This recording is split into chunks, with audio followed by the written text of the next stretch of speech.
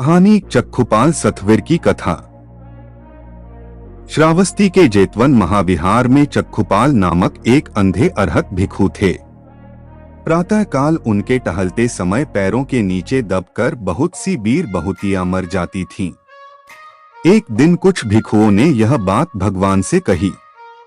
भगवान ने कहा, भिक्षुओं, चक्षुपाल अरहत भिक्षु है। अरहत को जीव हिंसा करने की चेतना नहीं होती है।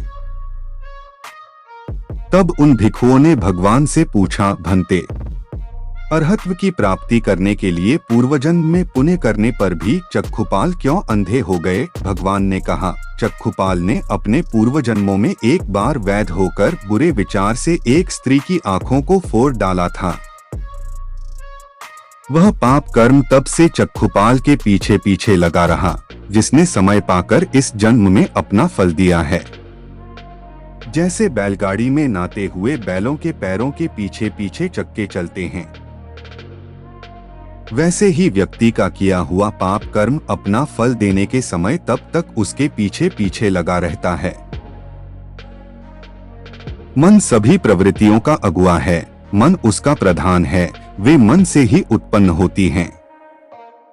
यदि कोई दूषित मन से वचन बोलता है या पाप करता है तो दुख उसका अनुसरण उसी प्रकार करता है जिस प्रकार की चक्का गाड़ी खींचने वाले बैलों के पैर का।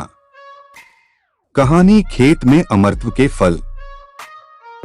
एक दिन एक किसान बुद्ध के पास आया और बोला, महाराज, मैं एक साधारण किसान हूँ। बीज बोकर हल चलाकर अनाज उत्पन्न करता हूँ और तब उसे ग्रहण करता हूँ, किंतु इससे मेरे मन को तसल्ली नहीं मिलती।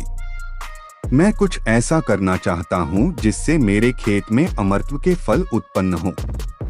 आप मुझे मार्गदर्शन दीजिए जिससे मेरे खेत में अमरत्व के फल उत्पन्न होने लगे। बात सुनकर बुद्ध मुस्कुराकर बोले, भले व्यक्ति, तुम्हें अमरत्व का फल तो अवश्य मिल सकता है, किंतु इसके लिए तुम्हें खेत में बीज न बोकर अपने मन में बीज बोने होंगे। यह सुनकर किसान हैरानी से बोला, प्रभु, आप यह क्या कह रहे हैं?